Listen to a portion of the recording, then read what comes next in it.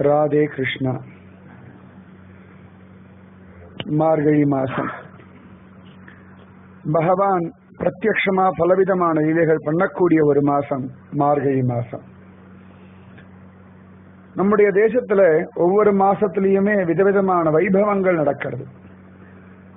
நம்முடைய பெரியவாளுக்கு ஒரே ஒரு அபிப்பிராயம்தான், நாமெல்லாம் பகவத் தியானத்திலேயே இருக்கணும் அப்படின்னு. அதனாலதான் எல்லா மாசத்திலுமே பலவிதமான பகவத் சிந்தனைகளை பத்தியே அழகா பேசின்னு இருக்கோம், அதை அனுபவிச்சுட்டு இருக்கோம்.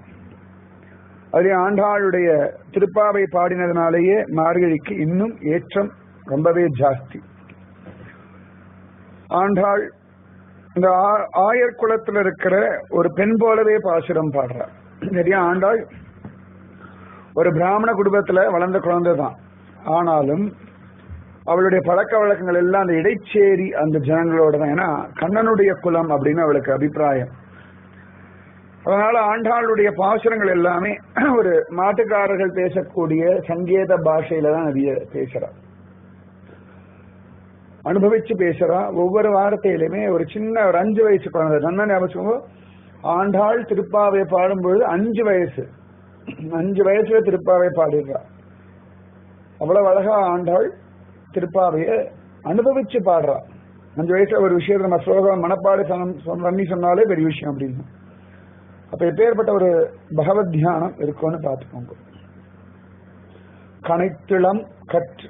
கனைத்திலம் கற்றெருமை கன்றுக்கு இறங்கி நினைத்து முளை வழியே நின்று பால் சோர நனைத்தில்லம் சேராக்கும் நற்செல்வன் தங்காய் பனித்தலை வீழ நின் வாசற்கடை பற்றி சினத்தினால் தென்னிலங்கை கோமானை செற்ற மனத்துக்கினியானை பாடவும் நீ வாய் திறவாய் நினைத்தான் எழுந்திராய் ஈதன்ன பேருறக்கம் அனைத்தில்லத்தாரும் அறிந்தேலோர் எம்பாவாய். ரொம்ப அழகான ஒரு வித்தியாசமான ஒரு பாசுரம். திருப்பாவை முழுக்க பாடுறதே கண்ணனுக்காகத்தான். ஆனா இந்த பாசுரத்துல ராமனுடைய வைபவத்தை அனுபவிச்சு சொல்றாள் ஆண்டாள். கனைத்து இளம் கற்றெருமை கன்றுக்கு இறங்கி நினைத்து முளை வழியே நின்று பால் சோர. அவ்வளவு அழகா நல்லா வளர்ந்த ஒரு கண்ணுக்குட்டி, புல்லெல்லாம் மேஞ்சு வெக்கோல் எல்லாம் சாப்பிடுற அளவுக்கு வளர்ந்த கண்ணுக்குட்டி. ஆனா அதுக்கு பால் சாப்பிட வேண்டிய அவசியம் கிடையாது. ஆனா அது மானு கத்தர்தான். அது கத்தின உடனேயே இந்த பெரிய மாட்டுக்கு வாத்சல்யத்தினால மடி கனத்து பால் அப்படி சொரந்து நிக்கிறதாம். அது மா மா மா அப்படின்னு கத்த கத்த கத்த தாங்க முடியாம மடியிலிருந்து பால் சொரந்து வழியறதான். சாதாரணமா அந்த காம்பு பிடிச்சு அப்படி கறந்தோம்னா பால் கறக்கும். ஆனா இது கண்ணுக்குட்டியோட சப்தத்துக்கே பால் கறக்கிறதான். பல சந்தர்ப்பங்கள்ல பகவான் கிருஷ்ணன் அப்படி தவழ்ந்து போய் கண்ணுக்குட்டி பால் குடிச்சிருந்தா அதை ஒரு தள்ளு தள்ளிட்டு ஈவன் மாட்டினுடைய மடியில வாய் வச்சு பால் குடிப்பான். இந்த மாட்டுக்கு நன்னா தெரியும், இந்த பக்கம் கண்ணன் பால் குடிச்சுட்டு இருக்கான், இந்த பக்கம் கண்ணுக்குட்டி பால் குடிச்சுட்டு இருக்கு. இந்த மாடு அழகா கண்ணுக்குட்டியை தள்ளி விட்டு கண்ணனுக்கு பால் விட்டுப்பான். சந்தர்ப்பங்கள்ல கண்ணன் சில கண்ணுக்குட்டிகள்லாம் இறந்து போயிடும். அதுக்கு பால் சுரக்கும், என்னமோ ஒரு மாதிரி இருக்கும். உடனே கண்ணன் அந்த கண்ணுக்குட்டி போல வாசல்யத்தோட ஒரு கத்துவானா, உடனே அதுக்கு பால் சுரந்து உடம்பு சரியா போயிடுமா. பால் கட்டிக்கம் சொல்லுவோம் அந்த மாதிரி. அப்ப கண்ணுக்குட்டி எந்த கண்ணுக்குட்டி கத்தினாலும் தன்னுடைய கண்ணுக்குட்டி கத்துறதோ கிருஷ்ணன் கத்துறதோ நினைச்சுக்கிறதா அந்த மாடுகள்லாம். கனைத்திளம் கற்றெருமை கன்றுக்கு இறங்கி நினைத்து முளை வழியே நின்று பால் சோர அப்படியே பால் வழியறதும். இப்பெல்லாம் மிஷின்லாம் வந்துடுத்து பால் கறக்கிறதுக்கு. அந்த மாட்டோட காம்புல வச்சு அப்படி சர்றன்னு கறந்துடும். இன்னைக்கும் குஜராத்ல ஒரு முஸ்லீம் ஒருத்தர் உண்டு. அவர் வீட்டுல மாடு வளர்க்குறோம். அந்த மாடுக்கு பேர் ராதேன்னு பேர். அதுகிட்ட போய் அழகா கீழே பாத்திரத்தை வச்சு ராதே ராதே ராதே பஜனை பண்ணா அது பாட்டுக்கு பால் அப்படி கறக்கும். நம்ம யாரும் கை வச்சு கறக்க வேண்டிய அவசியமே இல்லை. டிவியில கூட சில வருஷங்களுக்கு முன்னாடி காட்டினா. அப்ப இந்த காலத்திலே அது நடக்கும் அப்படின்னா கண்ணனுடைய காலத்துல கேட்கவே வேண்டாம். அதனால ஆண்டாள் சொல்றா, நினைத்து முளை வழியே நின்று பால் சோர நனைத்தில்லம் சேராக்கும் நற்செல்வன் தங்க. இந்த பால் எல்லாம் கீழே வழிஞ்சு கீழே முழுக்க அப்படியே பால் சேர எடுத்தான். சாதாரணமா பால்னால வழுக்கும், நல்ல தண்ணி கலக்காத பால். அது அப்படியே கீழெல்லாம் அப்படியே வீட்டெல்லாம் வாசல்லாம் அந்த சாணி போட்டு முழுகிருப்போம். இந்த காலத்துல எல்லாம் பழக்கமே விட்டு போயிடுத்து. சரியா, நல்ல கிருமி நாசினி சாணி. சாணி போட்டு முழுகுமா இந்த பால் வந்து அப்படியே கழகழகன்னு இருக்கான். கால கீழே வச்சா வழுக்கறதான். நனைத்து இல்லம் சேராக்கும் நற்செல்வன் தங்க. ஏண்டா அப்படி ஆகிறது அப்படின்னா, இவளுடைய அண்ணன் கிருஷ்ணனோட ஃப்ரெண்டா. வீட்டுல ஒரு வேலை பாக்குறது இல்லையா, எப்ப பார்த்தாலும் கிருஷ்ணனோட அங்க போறேன் இங்க போறேன். சில வீட்டுல பசங்க எல்லாம் இருப்பானுங்க, அவசரமா வெளில போறேன் அப்புறமா வரேன், அப்புறமா அடுத்த நாள் தான் வருவா. என்னடா விஷயம் அப்புறம் வந்து சொல்லுவா, கடைசி வரைக்கும் சொல்லவே மாட்டா, நீ வேற வேலைன்னு. அந்த மாதிரி இந்த கண்ணனோட ஃப்ரெண்டா இருக்கிறதுனால மாத்தி மாத்தி எங்கேயாவது எங்கடா போறேன்னா, இல்ல வாரத்துல ஒரு பஞ்சாயத்து போயிட்டு வரேன். பஞ்சாயத்து ஆரம்பிச்சது இவனுக்கு தான். யாரும் இல்ல, வெண்ணெய் பானை உடைக்கிறது, தயிர் திங்கிறது, தியானம் பண்ணிட்டு யாரோ பண்ணா மாதிரி பேசிப்பாளாம். அப்ப வீட்டுல பொறுப்பா ஒரு வேலையும் பண்றது இல்லையா. இப்ப மாடெல்லாம் பால் கறக்காதனால அது பாட்டுக்கு வழியறதான். அதாவது பக்தி விஷயத்துல ஓவரா ஈடுபட்டு போய் அவன் வீட்டு விஷயங்களை விட்டுவிட்டானா. அப்பேற்பட்டவனுடைய தங்கை நற்செல்வன் தங்காய். கனைத்திளம் கற்றெருமை கன்றுக்கு இறங்கி நினைத்து முளை வழியே நின்று பால் சோர நனைத்தில்லம் சேராக்கும் நற்செல்வன் தங்காய். அவனுக்கு ஏத்த மாதிரி நீ நல்ல தங்கை. கிருஷ்ண பக்தி ஒண்ணுதான் பெருசுன்னு வச்சிருக்காய், அது எதையுமே கவனிக்க மாட்டேங்கிறாய். அப்பேற்பட்டனுடைய தங்கை இல்லவா. நற்செல்வன் தங்காய் பனித்தலை வீழ நின் வாசற்கடை பற்றி. தலையில அப்படியே பனி சிலு சிலுன்னு விழருது. கீழேயோ பால் சேர், அது வேற சிலு சிலுன்னு இருக்கு. இந்த பால் சேர் வழுக்கிறது, மேல பனி விழருது. இதுக்கு நடுவில் அவன் வீட்டு வாசல்ல இடைக்கழிய பிடிச்சுட்டு வழுக்கிறது, விழுந்துடப்படாதுன்னு எல்லா இடைக்கழிய பிடிச்சுண்டு அழகா பனித்தலை வீழ நின் வாசற்கடை பற்றி சினத்தினால் தென்னிலங்கை கோமானை செற்ற. ஒரு கோபத்தினால தென்னிலங்கையுடைய ராஜாவான ராவணனை வதம் பண்ண. சினத்தினால் தென்னிலங்கை கோமானை செற்ற மனத்து கிணியானை பாடவும் நீ வாய் திறவாள். மனத்து கிணியா ரொம்ப அழகான ஒரு வார்த்தை. ராமன் அப்படின்னாலே மனத்துக்கு இனிமையானவனா. ராம பக்தியும் ரொம்ப சுலபமா இருக்கான், இனிமையா இருக்கான். இவெல்லாம் இருக்கிறது ஆய்ப்பாடியில். ஆண்டாள் ஸ்ரீவில்லிபுத்தூர், ஆய்ப்பாடி, பிருந்தாவனம், கோகுலம் நினைச்சுட்டு தான் பாசுரம் பாடிட்டு இருக்கான். இந்த கோகுலத்துல யாரும் ராமனை கொண்டாடவே மாட்டா, நிச்சயமா கிருஷ்ணனை தான் கொண்டாடுவான். பண்டரிபுரத்துக்கு சமர்த்த ராமதாசர் வரார். எல்லாரும் பாண்டரங்கா விட்டலா கிருஷ்ணா அப்படின்னா ஒரு கோங்கோமா வருது. ஐயோ நான் போய் ஒரு மாட்டுக்காரனை பார்க்கணுமா அப்படின்னு வருத்தப்படுறார். ஏன்னா அவர் டெய்லி ஒரு பிராமணனுக்கு சாப்பாடு போடுவார். ஒரு நாள் ஒரு பிராமணனுக்கு சாப்பாடு போடும்போது சொன்னார், பண்டரிபுரம் போயிருக்கலாம். ஐயா அங்க போய் யார் போவா அப்படின்ட்டார். உடனே அந்த பிராமணன் எழுந்துட்டார், பண்டரிபுரம் போகாத வீட்டுல நான் சாப்பிட மாட்டேன்னு. சமர்த்த ராமதாசுக்கு வேற யாரும் பிராமணன் கிடைக்கல. அப்ப அந்த பிராமணர் சொல்ற, சத்தியம் பண்ணுங்க பண்டரிபுரம் வரேன்னு, அப்புறம் தான் சாப்பிடுவேன். சரி ஏதோ சாப்பிடணும்னு சத்தியமான சாப்பிட்டு முடிச்ச கையோட ஒரு பண்டரிபுரத்துக்கு கூட்டு வந்துட்டார். சமர்த்த ராமதாசருக்கும் துக்கம் நெஞ்சு அடைக்கிறது. என் ராமனை விட்டுட்டு போய் நான் போய் சேவிப்பனா அப்படின்ட்டு உள்ள வரார். எல்லாரும் விட்டலா பாண்டரங்கா பண்டரிநாதா அப்படின்னு பக்தி பண்ணிட்டு இருக்கா. சமர்த்த ராமதாஸ் உள்ள வந்துட்டு, எப்பா ஏ மாட்டுக்காரா என்னை விட்டுடு, தயவு செஞ்சு நான் ராம பக்தன், உன் கூட்டத்துல கொண்டு என்னை சேர்த்துடாத, உன்னோட பக்த கூட்டம் நமக்கு ஒத்து வராது, எங்க கூட்டமே தனி, எங்கள் குழுவினில் புகுதலொட்டோம் அப்படின்றார் பெரியாழ்வார். எங்களுக்கு அதான் ஒத்து வருது.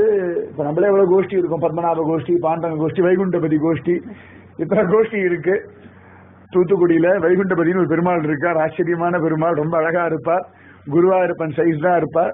அதுவும் அஞ்சு கடை சேவல ரொம்ப விசேஷமா இருக்கும். புரட்டாசி சனிக்கிழமை அமக்கலமா இருப்பார். சொல்லிட்டேன் நான் உள்ளபடி. அப்புறம் அடுத்த வாட்டி நான் தூத்துக்குடிக்கு போக முடியும். அதாவது அவாவாளுடைய பெருமாள் இடத்துல அவாவாளுக்கு ஒரு அபிமானம்.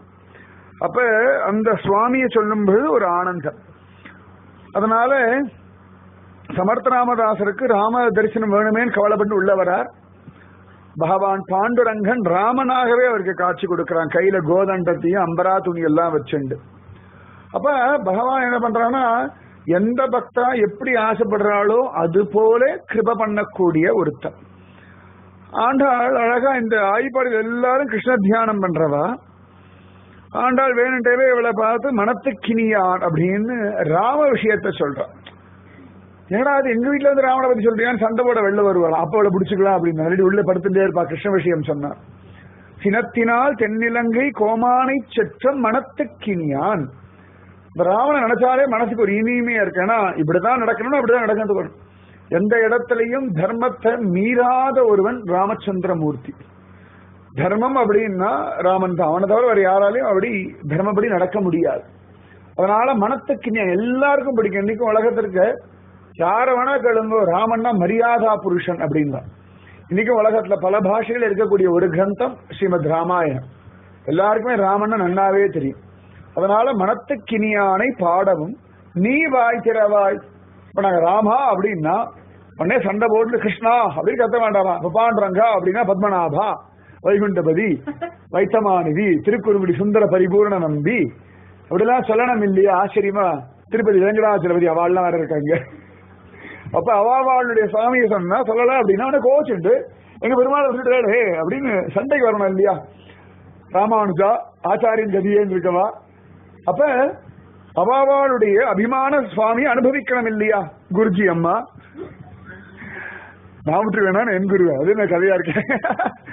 அப்ப அப்ப நீ சண்டை போட வர வேண்டாமா? நாங்கெல்லாம் மனத்துக்கினியானை பாடவும் நீ வாய் திறவாய். அதுலயும் சண்டை போடணும் இல்லையா? இனித்தான் எழுந்திராய் ஈதன்ன பேருறக்கம்.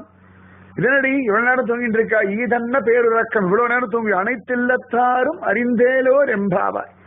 சுத்தி இருக்க வல்லாரும் எழுந்துட்டா, ஒன்ன எழுப்பாம போய் ஊரே எழுந்துடுச்சு, நீ பாட்டுக்கு தூங்கிட்டு இருக்காய் அப்படின்ற ஆண்டாள். ஸ்வயம் பெரியாழ்வாரை எழுப்பக்கூடிய பாசுரம். அதில் அவளை உரிமையோட பேசுறான். பெரியாழ்வார் தான் அவளை அழகா அவளுக்கு கிருஷ்ண கதையெல்லாம் சொல்லி வளர்த்திருக்கார்.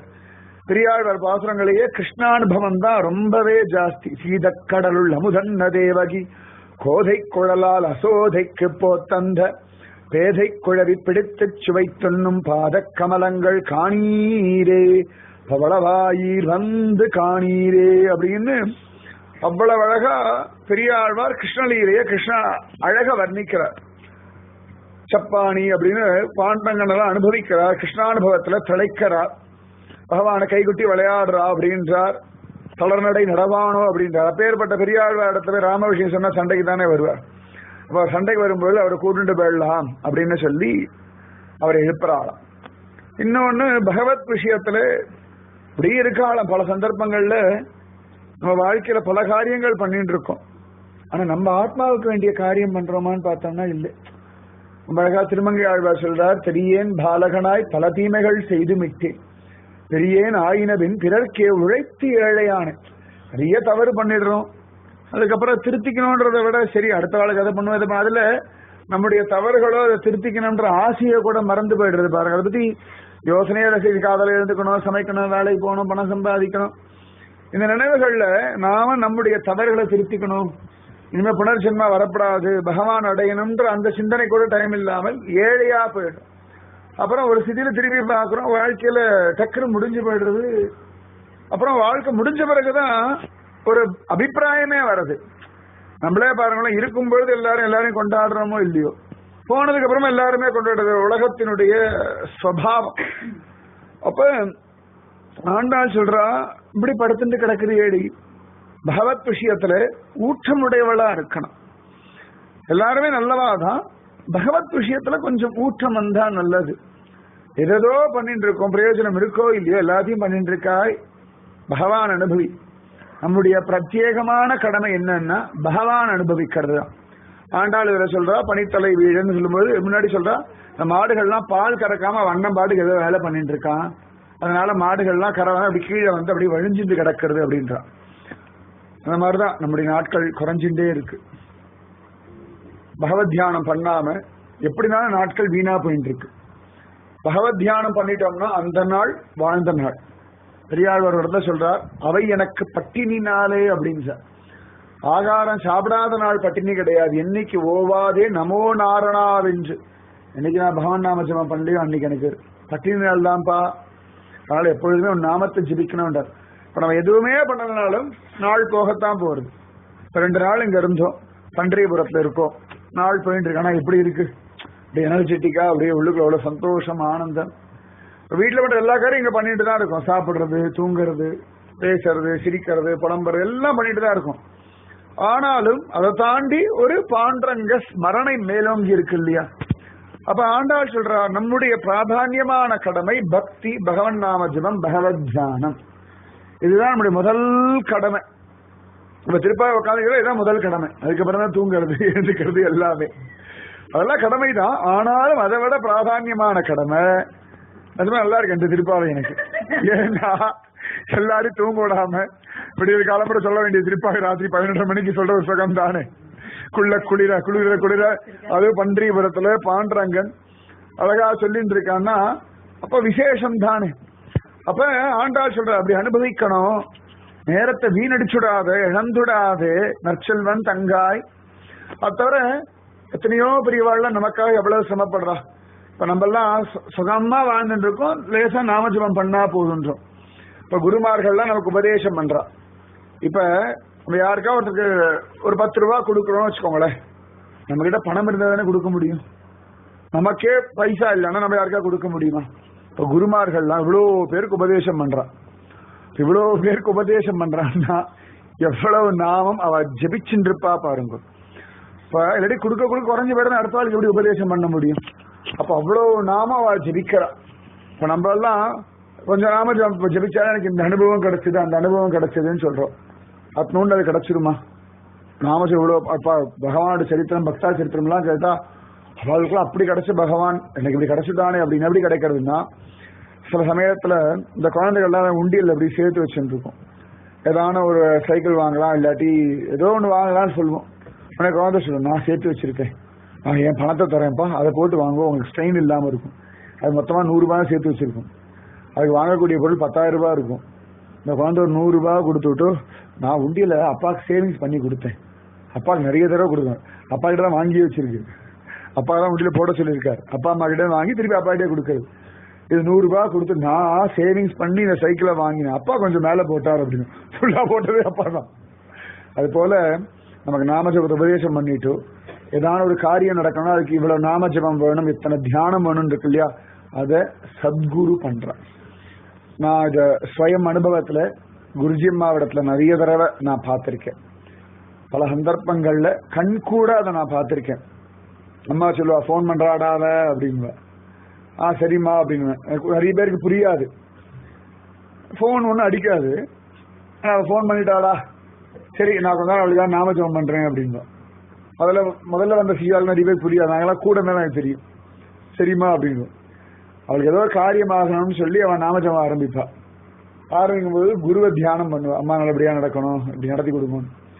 அப்ப இந்த காரியம் நடக்கிறதுக்கு இவ்வளவு ஸ்ரத்த வேணும், இவ்வளவு நாமஜபம் வேணும்னு இருக்கும்.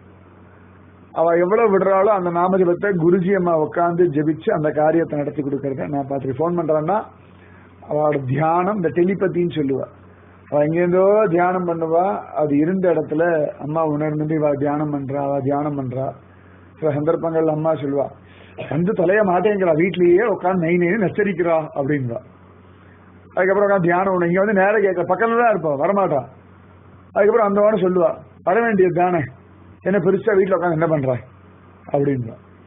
அப்ப அந்த குரு அவ்வளவு நாமஜபம் பண்ணி நம்முடைய காரியத்தை சாதிச்சு கொடுக்கிறார். பெரியவாள்லாம் இப்படி கஷ்டப்படுறாள் நமக்காக. பனித்தலை வீழ நின்வாசற் கடை பற்றி. எப்படின்னா நம்ம வீட்டு வாசல்ல யாரு வந்து நிப்பா, கடங்கார மாதிரி வீட்டு வாசல் வந்து நிக்காது அப்படின்னு. மகாத்மாக்கள் இப்ப பார்க்கலாம், பரீட்சித்திருக்கிற இடம் தேடிண்டு சுகபிரம்ம மகிழ்ச்சி வந்தார் இல்லையா, சுகபிரம்மத்தை தேடிண்டு பரீட்சித்து போல என்ன ஞாபகம் வச்சுக்கோங்க. குருமார்கள்லாம் நம்மளை தேடிண்டு வந்துதான் நம்மளை பிடிக்கிறா. நம்ம யாரும் குருவை தேடிண்டு போய் பிடிக்கிறதே கிடையாது, சுயம் அனுபவத்துல நான் சொல்றேன்.